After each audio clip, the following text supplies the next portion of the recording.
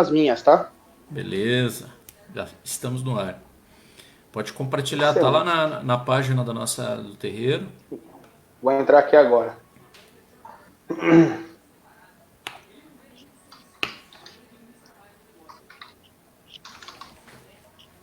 Já achei aqui. Como é que é o nome do teu terreiro, Renato? Templo de Umbanda, Oxóssi, Iemanjá e Caboclo Sete Encruzilhadas. Beleza.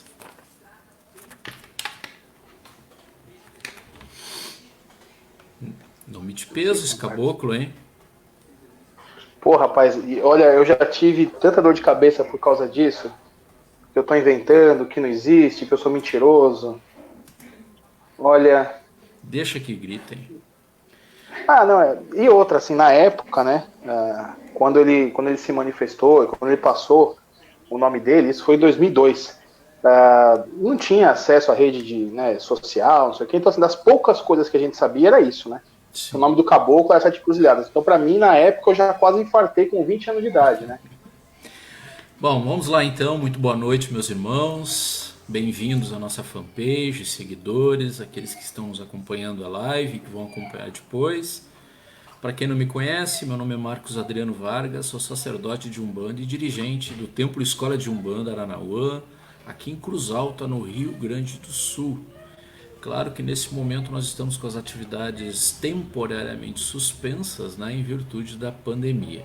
E hoje nós recebemos o nosso irmão, colega, advogado também, sacerdote de Umbanda, Renato Tchalian, de São Paulo, que é dirigente e sacerdote do Templo de Umbanda, Oxóssi, Iemanjá e Caboclo Sete Encruzilhadas. Boa noite, meu irmão. Boa noite, meu irmão. Salve, salve todo mundo que está assistindo aí. É uma honra falar de Umbanda. Para nós que somos advogados, a gente já gosta de falar pouco. Ainda falar no assunto que a gente mais ama nessa vida, complica de vez, né? Se deixar, a gente vai embora.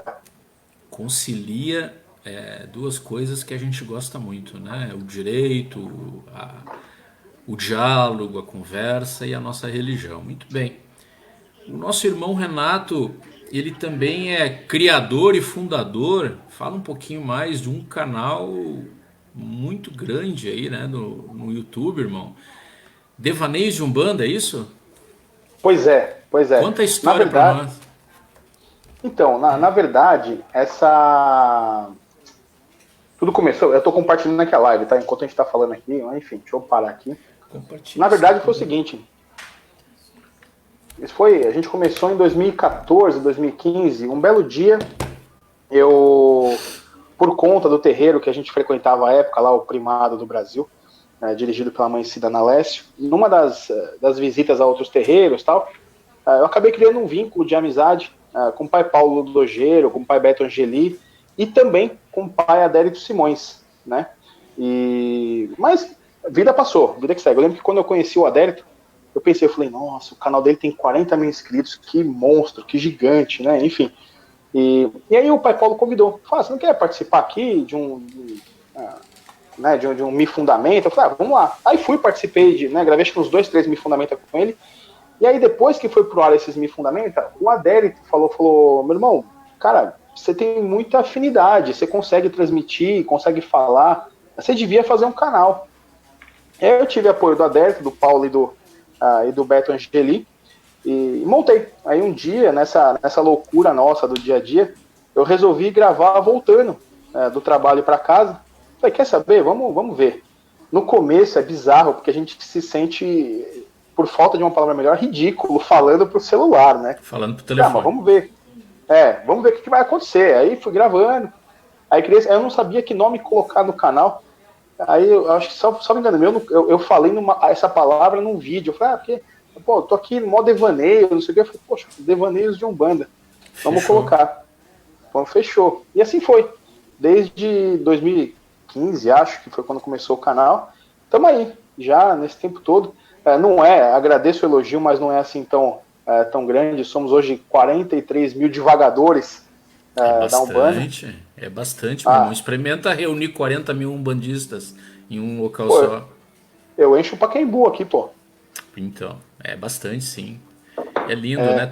Toda e qualquer forma de manifestação da nossa religião, independente da vertente que a gente trabalhe, né? Independente de qualquer coisa, fazendo o bem e falando de amor, é o que importa, né, Renato? É É, simples assim. é simples assim. Ah, veja, assim, na verdade, o Marcos, o que a gente percebeu, né? Quando a gente iniciou o nosso trabalho, a gente percebe que, primeira coisa, a gente sente que muita gente pensa igual a gente, tem os mesmos valores religiosos que nós, então isso começa a agregar. E uma das coisas mais maravilhosas que eu falo que é aquele efeito secundário que a gente não está esperando, é o carinho das pessoas, às vezes do nada. Então, pô, quem sou eu? Mas já aconteceu de ir num shopping ser reconhecido, ou em evento aqui no ginásio da Moca, aqui do ladinho de casa, o pessoal vem tirar foto. Pô, quem sou eu na fila do pão para alguém tirar foto comigo, cara? Sabe? E ao mesmo tempo a gente percebe que a gente deu, de alguma forma, não seria coragem a palavra, mas um incentivo, às vezes, falava para outros irmãos que têm, às vezes, o mesmo dom, a mesma história, sabe? O mesmo amor pela religião, a levarem também conteúdo pelas redes sociais. É claro que a gente tem que filtrar sempre o joio do trigo, né? Filtro. Natural, tem que fazer o filtro natural, mas a gente percebe que tem muita gente séria fazendo um trabalho seríssimo na religião. E isso, os afins se aproximam, né? Só soma. Conta pra nós, claro que os teus seguidores já devem saber isso, decore e salteado. Como é que tu chegou na Umbanda, meu irmão? Como é que a Umbanda chegou em ti? Então, diz a lenda, né, que a gente na Umbanda a gente chega por amor ou pela dor, né? No meu caso não foi nenhum nem outro. Eu nasci dentro dela. Eu Então sei. era engraçado que para mim, quando eu era criança ainda, para mim era aquela cabeça de criança, né? Eu achava que todo mundo era umbandista, então todo mundo ia pro terreiro, né? E eu achava estranho quando alguém falava uma coisa diferente. Tanto que eu lembro que as coisas de criança, né? A preta velha que acompanhava minha avó, ela falava que em vez de fazer o sinal da cruz, ela fala assim, faz o sinal do triângulo. Então, em nome de Olorum, né? Oxalá e Fai, tá tudo certo. E aí na escola, eu tinha 7 anos disso. Na escola, antes de começar a aula, a gente era obrigado a fazer o sinal da cruz e sentar. E eu não fazia, eu fazia o O triângulo que a triângulo. preta velha ensinou. Pois bem, assim, a professora chamou minha mãe na escola para falar disso, né? Então, na verdade, eu nasci dentro da Umbanda, eu faço 40 anos agora em setembro, então eu tenho 40 anos e 9 meses de Umbanda, porque eu sou daqueles casos que a minha mãe não engravidava, não tinha jeito, aí meu pai, meu pai que é o filho da minha avó, dirigente, eles foram no terreiro, o caboclo fez um trabalho lá e eu brotei. Então, eu nasci e me criei dentro de um terreiro, no terreiro da minha avó, que aliás hoje, só fazer um parênteses, meu irmão, desculpa me alongar, mas hoje faz 12 anos que ela partiu, que ela Fez a desencarnou e passagem. que ela fez a passagem dela. Então, hoje a gente já fez um post agradecendo, porque a gente só tem motivos para agradecer, né, meu irmão? Sim, com certeza, meu irmão. Com certeza. Mas o resumo é esse: nasci dentro da Umbanda e nunca saí. E o médium, Renato, começou a trabalhar quando? Começou o seu desenvolvimento mediúnico? Pô, essa é uma outra questão interessante, né? É importante, eu comecei a desenvolver. No terreiro da minha avó era muito claro, assim, né? O médium menor de idade, o trabalhador menor de idade, não faz nada. Né? Ele, a não ser que os pais fossem dar corrente ou dessem uma autorização por escrito, sempre foi muito organizadinho o terreiro. E eu comecei a desenvolver com 16 para 17 anos. No começo dos meus 17 anos. Né? Mas tudo bem, pô. Minha família inteira estava lá dentro. E aí eu recordo que assim, a primeira vez que eu tive a manifestação mediúnica de fato, essa data é importante, mas foi dia 17 de julho de 98. Então, Isso. meses antes de eu fazer 18 anos de idade. E assim foi. A minha mediunidade, eu não tive nenhum problema físico de mediunidade, às vezes aqueles efeitos que as pessoas sentem. Eu nunca tive. Foi muito tranquilo. Até porque, para mim, estar na Umbanda pouco importava, como hoje pouco importa, se eu vou estar incorporando, cantando, ajudando, cambonando, lavando o Perfeito. chão. Para mim, eu queria estar lá dentro, fazendo o quê, ó? Umbanda não é só incorporar, né, Renato? Imagina, É imagina, tem muito tanta coisa a fazer. mais. É muito mais. Todas as funções dentro de um terreiro. Absolutamente todas são muitíssimos importantes, é isso. Então, a gente, falando um pouco de mim, né, eu não comecei tão cedo que nem você, por volta dos, vamos dizer assim, 16, 17 anos, a minha avó carnal, biológica, uma mediunidade bastante aflorada, ela incorporava um caboclo, né? E a gente começou a trabalhar em casa, vamos fazer esse bate-bola, né? Começou a trabalhar em casa e incorporava o caboclo, e eu acabei meio que iniciando o desenvolvimento mediúnico nessa época. E o caboclo vinha em terra, falava e conversava com os familiares, dava consultas, passes, limpezas, e daqui a pouco começou a chegar vizinhos, parentes do vizinho, e virou quase um terreiro, né? Ô Marcos, como muitos terreiros iniciam Sim, assim, né? No fundinho de casa, o caboclo chegando. E só fazer um parênteses, você falou da sua claro. avó, né? Assim como eu falei da minha, a mediunidade deles é outro nível, né? Não vamos comparar com a É. nossa, porque ali é diretoria, né? Nós somos a base da pirâmide. Então nós tínhamos uma dispensa em casa, aqui em Cruz Alta, uma dispensa, e a gente começou a usar aquela dispensa, meio para guardar material assim de compras de casa, e a gente puxava um móvel para o lado, empurrava outro, acendia uma vela, e era ali que tudo acontecia. E foi daí a primeira oportunidade que se manifestou o caboclo, um dos caboclos que me acompanha, que depois eu descobri que ele tinha uma função muito específica na minha vida, que é o caboclo, o Biratã. E ali a gente começou a expandir esse trabalho, e quando a gente viu não dava para manter mais aquela estrutura, né? E te digo com pesar que naquela época, com pouca idade, eu acabei me afastando da religião por conta, né, de tudo que acompanha a juventude, e só retornei muitos anos depois, pela necessidade. E é um dos caminhos, né, que a gente acaba vindo ou voltando para a religião. E quando eu retornei, eu já tinha aí meus 24, 25 anos, e eu comecei a frequentar centro espírita, kardecista. E nós temos muitos irmãos umbandistas que começam assim, né? Mas eu não me sentia completo, Renato. Sabe aquela coisa de você ir adorar o kardecismo, tudo aquilo que nos traz e contribui para a nossa religião, mas eu sentia que estava faltando algo. É aquele botar a mão na massa, né? De sentir vibrar o guia espiritual. E acabei migrando, vamos dizer assim, frequentando alguns terreiros de Umbanda, trabalhando posteriormente em terreiros de Umbanda, até que surgiu a oportunidade aí de iniciar uma caminhada aí sacerdotal por orientação do Pai Benedito de Aruanda, que é o Preto Velho que toma a frente aí, que hoje é o guia-chefe da nossa casa. Mas a gente percebe que muitos inícios de caminhada são parecidos, né? Sim, sem dúvida. Primeiro, deixa eu fazer né, assim, ó, eu falo que a espiritualidade, ela sabe que eu sou brincalhona, então ela não me pune. Porque eu falo, né, que pena branca é arroz de festa, né, tranca-rua também, não tem um terreiro que não tem. E assim, ó, com todo respeito, mas Pai Benito de Aruanda é só diretoria, né, cara? Ó, você. Eles são diretoria, eles sim. Eles são, né? Você manifesta um, Pai Cláudio Ricomini manifesta outro, Pai Rubens Saraceni manifestava, Pai Ronaldo Linares manifesta. Porra, bicho, pelo amor de Deus, hein? Olha, vou te contar. Mas enfim, só fazer um parênteses também, é uma coisa importante de falar, né? Quando a minha avó desencarnou, ia fazer 28 anos, né? Nesse período, eu falo que eu fui, durante os 4 anos, eu fui de fato um bandista não praticante, porque o terreiro fechou. Naquela época o terreiro fechou. Hoje está reabrindo, né? Sob comando do meu tio, da minha tia, da minha prima. Eu ajudo no que eu posso. Mas assim, e aquilo, literalmente, uma coisa, me doía. Porque eu olhava, eu falava, poxa, tá aqui minhas guias, minha roupa, poxa. Mas a gente acaba deixando para lá, porque a gente tá naquela fase, né, de conclusão de faculdade, tá em ascensão no trabalho, em situações, né? E a gente acaba deixando de lado esse compromisso.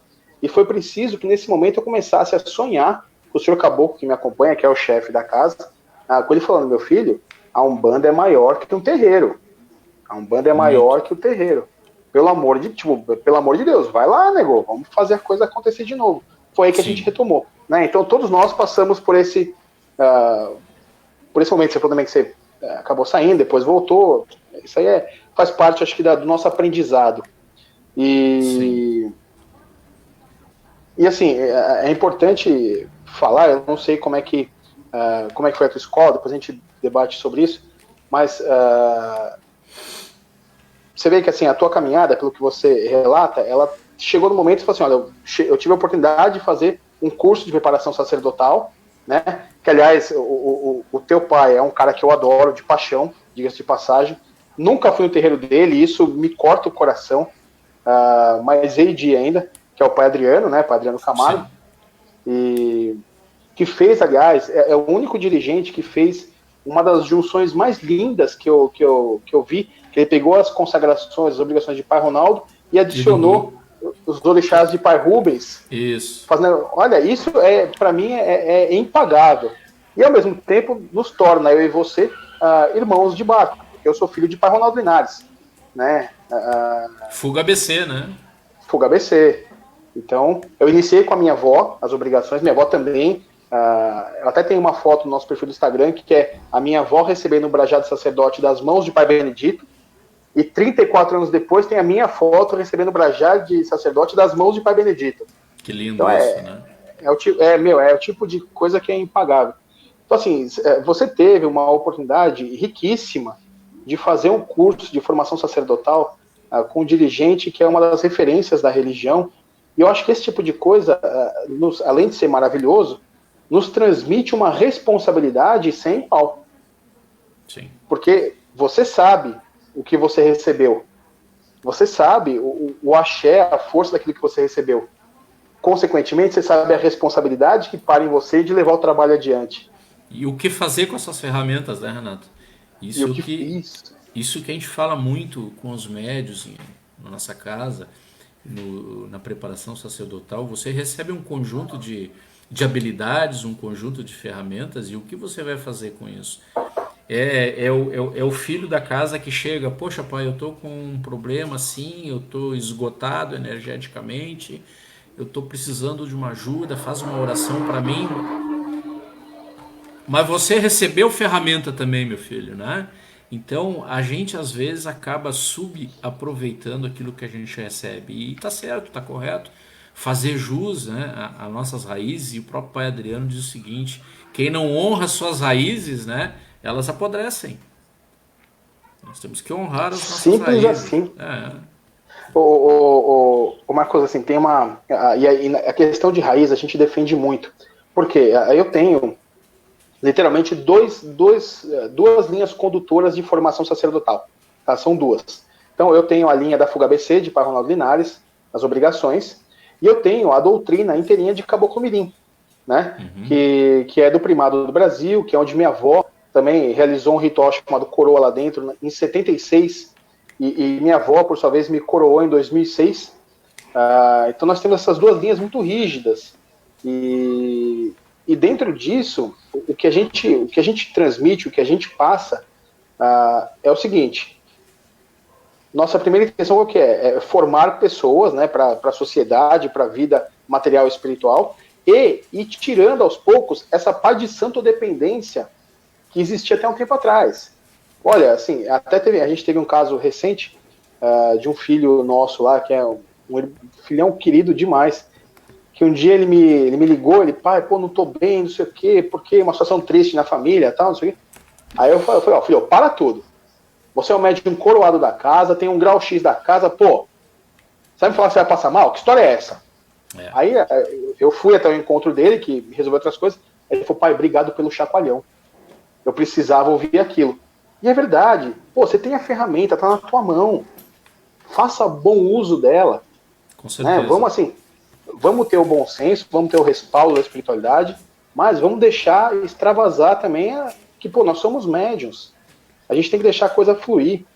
E tem uma coisa, Marcos, só ferrou, eu vou falando, mas assim, tem uma coisa que é fundamental, que é a seguinte: a gente tem uma mania muito ruim de achar que, mas isso é inerente ao ser humano, eu acho. A gente costuma sempre achar que a grama do vizinho é mais verde, né, que a mulher do vizinho é mais bonita e assim sucessivamente. O carro do vizinho é melhor e assim vai. E na verdade não. Então assim, às vezes eu vejo médiuns umbandistas que recebem mensagens maravilhosas da espiritualidade, mas eles acham que eles estão inventando, porque quem são eles para receber uma mensagem? E quando eu ouço isso, eu falo, meu irmão do céu, nós somos todos médiuns iguaizinhos. Se a espiritualidade te passou uma mensagem, quem é você para bloquear isso? Deixa Sim. a coisa fluir, né? Que a gente tem o costume de achar que só, porque pai Ronaldo, porque pai Rubens, de fato eles são maravilhosos, isso é inquestionável. Mas, poxa, a gente também conduz uma comunidade, a gente também tem um trabalho sério, a gente também faz a coisa acontecer. Então temos que ter temos que saber começar a confiar um pouquinho mais na gente, né, Marcos? Eu fui anotando algumas observações aqui para não esquecer de falar. E eu concordo plenamente e acrescento que a Umbanda não prepara só médios, ela prepara cidadãos, né? Ela prepara pessoas para o nosso dia a dia. Porque Exatamente. ela tem um mecanismo, a Umbanda ela tem um mecanismo que eu reputo incrível, que é capaz de promover uma profunda reforma íntima em qualquer pessoa que chega perto, que toca a Umbanda, né? Que vivencia a religião de maneira intensa. E ela faz isso como nenhuma outra religião faz, né? E eu digo que se você não conhece a Umbanda, você só tem um risco, só pode acontecer uma coisa, de você se apaixonar por ela. Oh, Né? perdidamente ainda. Esse é o único problema, vamos dizer assim, entre aspas, que você tem, porque ela não prepara só médios. Preparar médiums é apenas uma, vamos dizer assim, das tantas facetas que tem a religião. Mas ela prepara pessoas para a vida, como cidadãos, porque eu acompanho a vida de muitos médios e é de fato isso que ela faz. Né? Ela começa a modificar o básico, desde cuidar da natureza, não jogar lixo na natureza e por aí vai. E sim, concordo plenamente também, e já pai Adriano dizia isso, e eu repito, a grande mensagem da Umbanda é fazer com que nós nos tornemos independentes, que a gente caminhe com as nossas próprias pernas. E o período que nós estamos vivendo agora, Renato, me corrija se estiver errado, é o momento para nós exercitar isso.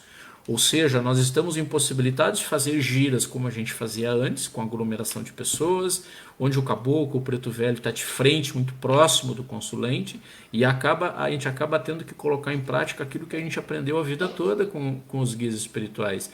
É o momento da gente mostrar a nossa independência enquanto sacerdote, enquanto médium, né? E como tu falou, vamos buscar, vamos correr atrás, porque acreditem, meus irmãos, aqueles que fazem o mal são muito mais dedicados que muitos umbandistas que tem por aí, infelizmente. Rapaz do céu. Às vezes nós nos sentimos cansados, esgotados para fazer um banho de ervas, firmar nossa vela, fazer uma firmeza, e acreditem, existem muitos magos negros encarnados e desencarnados, aptos e querendo fazer o mal, e eles são extremamente dedicados, né, Renato?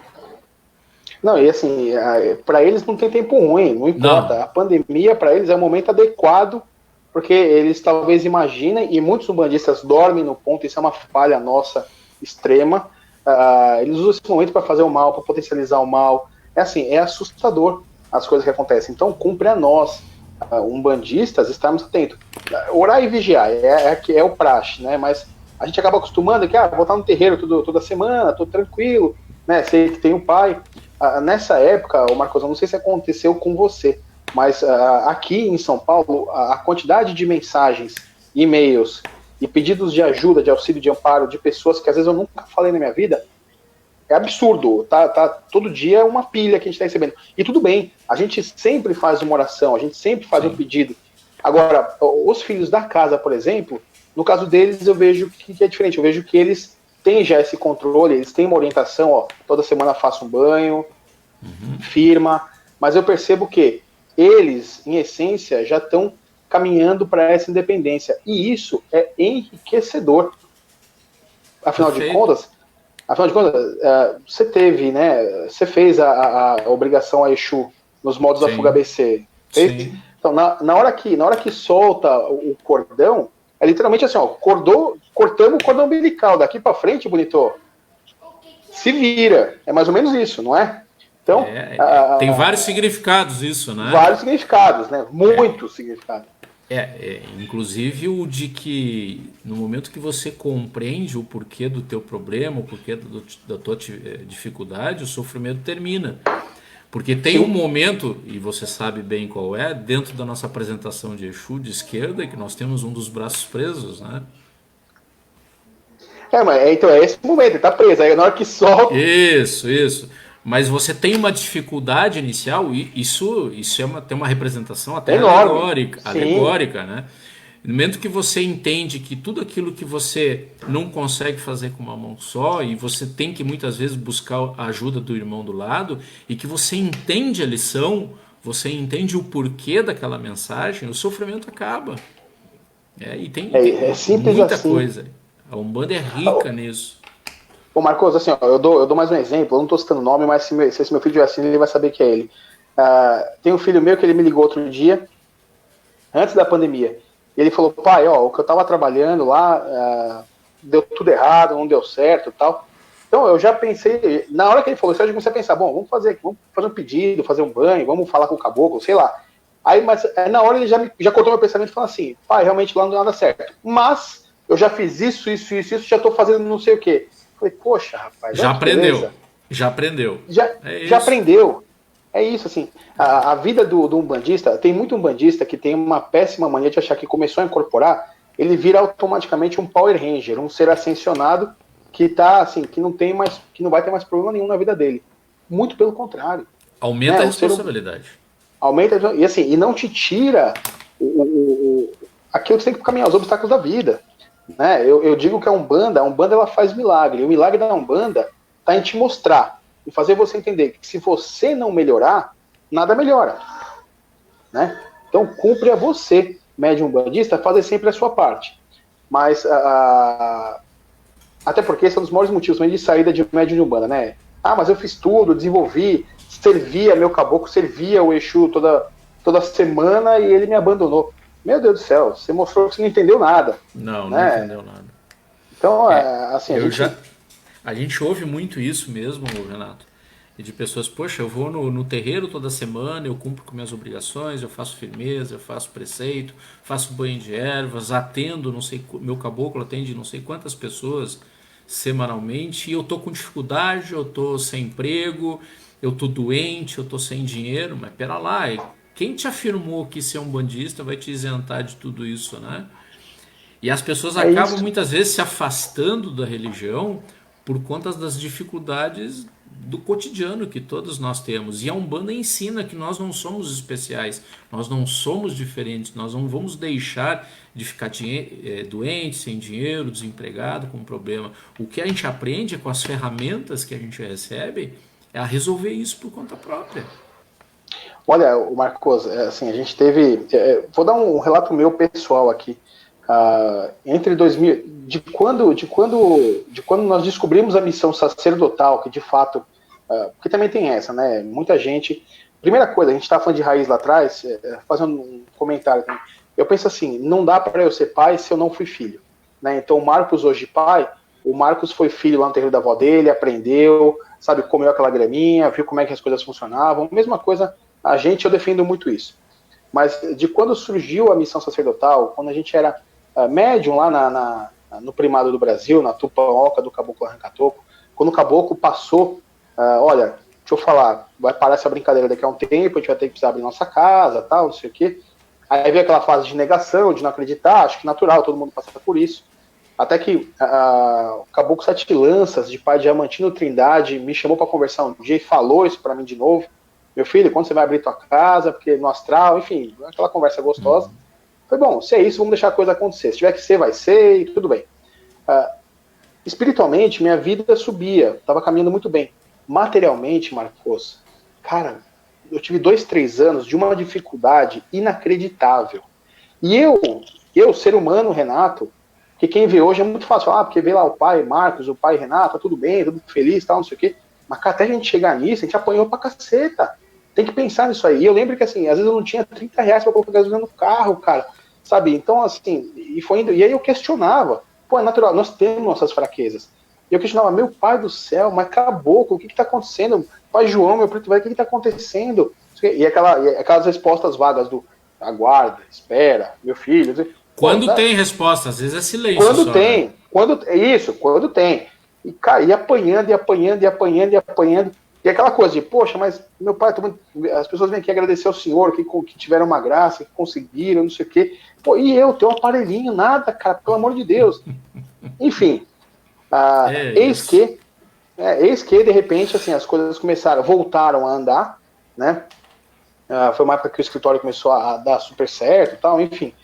E quando passou essa fase, aí um dia o caboclo manifestado chamou a Silvana, falou, vem cá, pô, agora dá para falar. Nós precisávamos, a espiritualidade precisava, que aqueles vocês, quem vocês eram antes dessa dificuldade toda, morressem para que nascessem quem vocês são hoje. Então, ficou para trás a arrogância, ficou para trás a vaidade, sabe, a soberbia, tudo aquilo que ficou para trás. A coisa de isso nunca vai acontecer comigo, porque é fácil de dar conselho, isso vai passar. Agora, quando você vive o negócio, você fala com propriedade do negócio.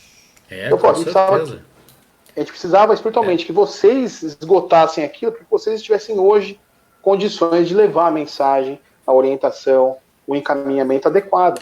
Então, assim, nós não estamos acima do bem e do mal. Uma outra coisa, já emendando, assim, o pessoal acha que pai de santo e mãe de santo, primeira coisa, eles acham que a gente tem que viver à disposição da galera. A gente tem que parar tudo, você tem que parar a tua audiência aí, Marcos, você tem que parar a tua petição para atender um WhatsApp, um chamado, sabe? Eu já ouvi tanta bobagem nesse sentido também. Mesma coisa, assim, a gente tem que parar tudo para atender, a gente não pode ter vida social, porque afinal de contas, pô, vocês não são pai de santo, vocês não são sacerdote. Gente, olha só, a gente não está acima do bem e do mal, a gente gosta, a gente pode gostar de um churrasco, a gente pode gostar de uma cervejinha, a gente temos todo o direito do mundo, como qualquer ser humano. Temos nossas funções materiais, nossos trabalhos materiais, porque afinal de contas, penso que o Marcos não seja muito diferente de mim, nós vivemos para a Umbanda, né? Então a Umbanda ela ocupa muito espaço na nossa vida, mas ela não gera nenhuma receita no nosso bolso. Não é a Umbanda que vai pagar meu condomínio aqui, cara. Absolutamente. Né? Então, assim, entendam que nós temos o direito de gostar de futebol, eu que jogo videogame, de jogar de videogame, de discutir no videogame, pô, bato boca no videogame, parece uma criança. Né? Outro dia até eu tava jogando, aí eu falei que eu ia desligar, que eu precisava jogar, aí no outro lado o menino falou assim, mas quantos anos você tem, cara? Falei, era online? Era online. Aí eu falei, eu tenho 30 e poucos. Ele falou, caraca, eu tenho 14. Eu falei, meu, que vergonha, cara. Mas tudo bem, assim, a gente tem direito de gostar. Sou nerd, gosto de assistir. Assisto meu filme nerd, escrevo pra site nerd. Pô, é da vida, a gente gosta disso. Então a gente tem nossa vida, mas a Umbanda, ela ocupa um lugar muito específico, muito especial na nossa caminhada. E o detalhe, a gente é louco por isso. A gente faz muito devaneio, né? Nós estamos fazendo devaneios agora, né, meu irmão? Uhum. O preconceito, tu já passou por algum tipo de preconceito em virtude da Umbanda, da tua religião, da nossa religião?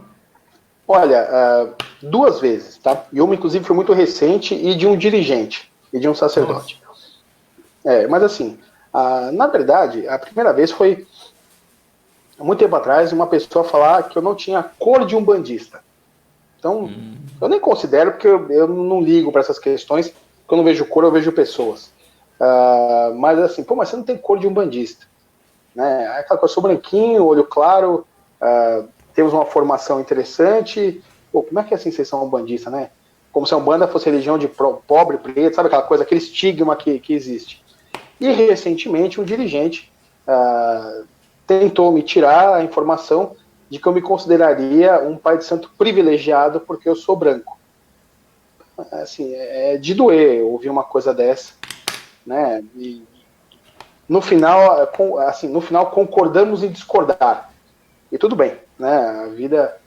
A vida que segue. Hoje em dia, o Marcos, eu tenho algum tipo de preconceito, mas não por ser um bandista.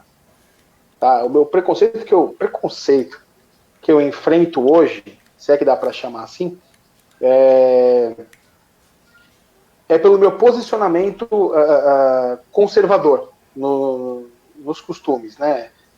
De me posicionar como alguém de direita, de me posicionar como alguém com entendimento mais conservador, embora, diz meu filho Paulo lá do terreiro, ele fala, pai, não fala que você é conservador, porque, embora você seja de direita, você não tem nada de conservador, porque aqui no terreiro, você não é rígido às regras, você fala pra gente, nós, teus filhos, pra gente não bloquear a espiritualidade. Se você fosse conservador mesmo, assim como você está falando, você não ia deixar que viesse numa gíria específica, que você chamasse, a gente ia ter medo de de despertar uma mediunidade diferente e tal, e você incentiva esse nós. Então, ele falou, eu sei que você não é assim.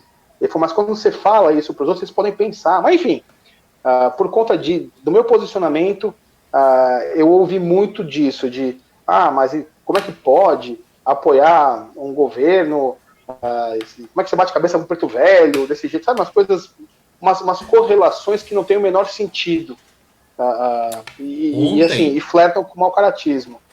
Ontem eu fiz uma live com o irmão Fábio Verk, da Austrália, não sei se tu da Austrália. Conhece ele? O Fábio? Pô, ele veio aqui e ficou aqui em casa, cara. A gente fez que legal. Nós fizemos um tour macumbístico gigante quando ele veio. Fomos no terreiro do Cláudio Ricomini, do pai Paulo Dogeiro, do meu primo Jaconeto lá em Mongaguá. Pô, fomos um monte de terreiro junto. Ele era de Porto Alegre, né? Sabia? Sim. Sim. E nós falamos, ele já teve a oportunidade de me dizer isso em outra oportunidade, e eu fiz a mesma pergunta para ele. Ele disse, pô, Fábio, tu encontra preconceito na Austrália pelo fato de você ser um bandista, um dirigente espiritual e manter um terreiro? Ele disse sim. E deu uma pausa. Por brasileiros. Preconceito por brasileiros fora do país. E ontem ainda ele me contou que algumas vezes eles foram até o mar, até a beira da praia, fazer uma oferenda, um trabalho para a mãe Iemanjá. E pessoas, estrangeiros de outros países, perguntavam, poxa, o que é isso? Isso é uma religião brasileira, é a Umbanda. E eles, que bonito, que legal, continuem com isso, porque é muito bom.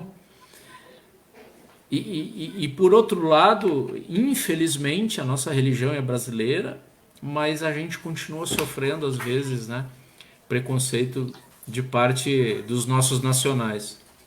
Sabe qual é o grande, na minha visão, né, a grande questão nessa hora, o Marcos, é assim, a gente tem que, primeira coisa, o brasileiro já é assim, mas eu vou reduzir para um bandista.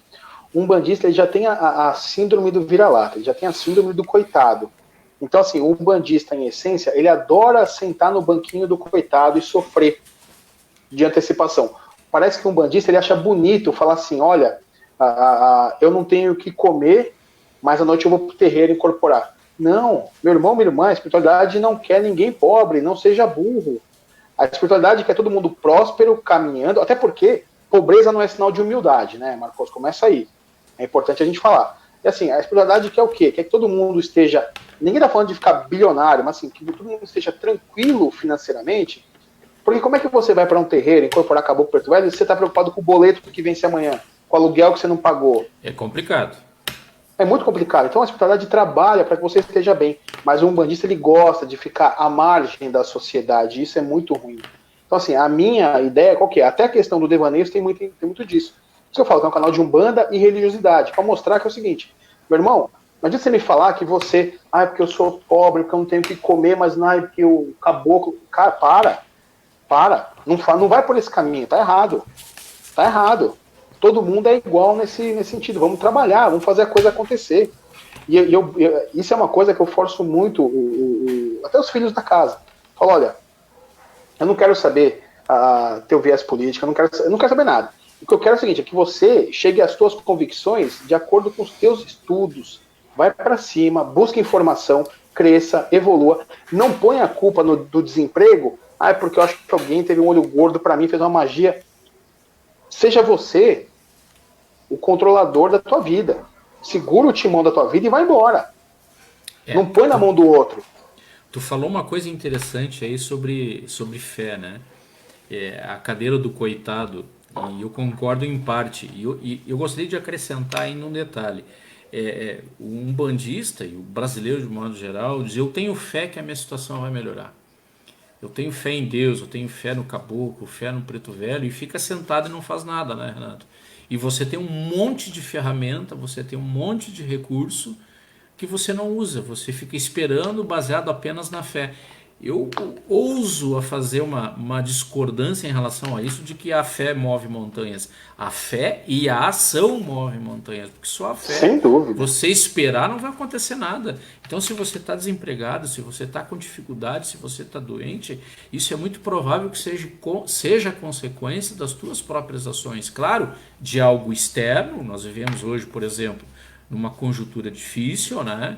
Econômica, e em virtude da pandemia, e isso todos nós estamos sujeitos, mas muita coisa decorre de nós mesmos, nosso desequilíbrio, muitas vezes da nossa inércia, porque se nós ficamos doentes, muito provavelmente eu não cuidei da minha saúde, eu não fiz os exames necessários, rotineiros, eu não me alimentei bem, e assim por diante. E muitos entendem diferente, ou seja, eu estou sendo injustiçado, mas eu tenho fé que vai melhorar. Não, corre atrás. Ser um bandista é agir, é ter ação. Você falou uma coisa que é perfeita, assim. Mas eu perdi emprego, mas é porque eu fui injustiçado. Por quem? Porque só podia promover um, né? Eu queria vaga, mas o outro é puxa-saco. Não, às vezes o outro é puxa-saco, o outro trabalhou, o outro fez uma pós, não sei, tô chutando aqui. O outro se preparou para aquilo. E você? Você perdeu. Isso eu sou muito chato nesse sentido. E quem trabalha comigo até sabe disso. Às vezes, assim, todo mundo tem que ter um momento de lazer, de desestressar, enfim, descompressar, né? Mas, assim, às vezes a pessoa perde 10 minutos reclamando da vida, podia estar falando com o cliente, podia estar resolvendo alguma coisa, podia estar sendo produtivo. Mas não, a gente prefere entrar naquele grupo que fica reclamando e que depois reclama daquele que não ficou no grupo e foi promovido, por exemplo. Não, assim, a gente tem que ter o controle da nossa vida. Sabe, o que é sadio, o que é saudável para você? Então, assim, vamos fazer a coisa acontecer, vamos ser diferente, vamos trabalhar, vamos para cima. Eu, literalmente, uma coisa assim, tem uma coisa que eu não aceito, é essa história do sentar no banco do coitado, sabe? De achar que todo mundo, o mundo é contra mim, não sei. Cara, você não é o centro do universo. Então, esses meus posicionamentos, eu lembro muito do boiadeiro, que acompanhava minha avó, seu Pedro Boiadeiro, e acho que é meio natural dessa linhagem de trabalho. É assim, você ia falar com ele, porque veja, meu pai, eu tô com problema, não sei o que, meu filho, você não tem nada. Você vai falar alguma coisa ou é isso aí? Não, é isso Mais aí. alguma Então tá coisa? bom, vai com Deus. Mais alguma coisa? Não, então vai com Deus. Acabou. Estilo Exu, né? Estilo Exu. Estilo Exu. Estilo Exu, exatamente isso. E a pessoa adora. Não, tô desempregado, tá na sala assistindo Big Brother, mas assim, já falei com o Exu, ufa, tô sossegado. Cara, não vai rolar. Tu sabe como é que eu chamo isso? Terceirização do problema. Perfeito. Normalmente o consulente, e eu vou fazer a minha meia-culpa, normalmente o consulente vai no terreiro para pedir, né? Dificilmente vai para agradecer. Não enche os dedos da mão. Quantos consulentes foram? Eu vim, meu pai, minha mãe, hoje eu vim só agradecer e tomar um axé, receber o axé. Perfeito? Então a gente vai normalmente até a Umbanda para pedir, né? E a gente tem acaba tendo uma relação de dependência com a religião que não é a ideal. E agora, com a situação que nós vivemos aí, onde nós temos que nos reinventar e reinventar até nosso modo de trabalhar por algum tempo, talvez, eu acho que a gente não vai conseguir voltar a trabalhar da mesma forma durante pelo menos os próximos meses, né? Porque em virtude disso tudo que está acontecendo, e vai ser um momento da gente se reinventar. E nesse sentido eu te pergunto, como é que tu vê o futuro dos terreiros de Umbanda agora, das giras, como é que vai ser, como é que tu enxerga isso? Eu tenho a minha opinião. Olha assim, só fazer um último comentário que a gente estava falando anterior, que eu falo que assim, acho que a essência da Umbanda talvez seja essa, de despertar uma consciência religiosa na pessoa, uma consciência evolutiva na pessoa, para que ela deixe de ir no terreiro porque ela precisa e que ela comece a ir no terreiro porque ela quer. Uhum. Quando chega nesse momento, a pessoa chegou no nível consciencial muito legal. Eu acho que a ideia é essa. Mas enfim, falando da questão do futuro aí nos terreiros, olha, eu tenho a minha utopia, né, que é a minha vontade, que é de chegar, no nosso caso, no sábado, dia da gira, de abrir o portão, subir todo mundo e encher aquela gente na escadaria do terreiro. Eu sonho com esse dia, literalmente, assim, sonho. são aqueles dias que dá até um pouquinho mais de frio na barriga e tal, mas eu sou muito consciente com relação a isso. Então, a gente respeita, né, as leis de Deus e as leis dos homens, e penso eu que mesmo com tudo liberado, a gente há de ter algum tipo de precaução. Então, assim, vai subir de repente de 5 em 5, 10 em 10, né, vai ser um controle maior, vai ter uma acessibilidade diferente. Então, idoso primeiro, acabou, está dispensado. Muita Eu acho que assim, aglomeração, né? vamos evitar aglomeração ao máximo. Acho que a ideia vai ser essa. E nós falávamos antes, eu comecei a falar e no fim não concluí, sobre a questão da terceirização do problema. Muitas pessoas, incrível isso, e eu até pouco tempo atrás eu me surpreendia. Quando ia no terreiro e o guia espiritual dizia, realmente você tem uma demanda, você tem um trabalho feito e precisa tratar. E a pessoa ficava feliz com essa informação, Renato. Feliz porque Perfeito. Eu sabia que tinha alguma coisa. O problema não sou eu estou passando por isso porque fizeram alguma coisa para mim. É terceirizar o problema, porque a espiritualidade nos diz que de 100 pessoas que vão num terreiro, talvez um quinto desse número realmente tenham casos de obsessão, de trabalhos de magia negativa e que precisam passar por um processo de tratamento, mas a grande maioria é desequilíbrio emocional, desequilíbrio interno, né? Desequilíbrio existencial que acaba causando muito. E quando recebem essa notícia de que tem um trabalho, se eu sabia, graças a Deus, um me falou graças a Deus, agora tem tratamento e eu vou melhorar. Mas nunca é a própria pessoa que causa isso. Quando é magia, parece que é gol, né? Uma comemoração, né, cara? Pô, incrível. Graças a Deus. Tem até, só pra gente concluir também isso aí, e tem uma outra situação, não sei se você já passou isso daí, a pessoa, aí a entidade fala que tem uma magia, enfim.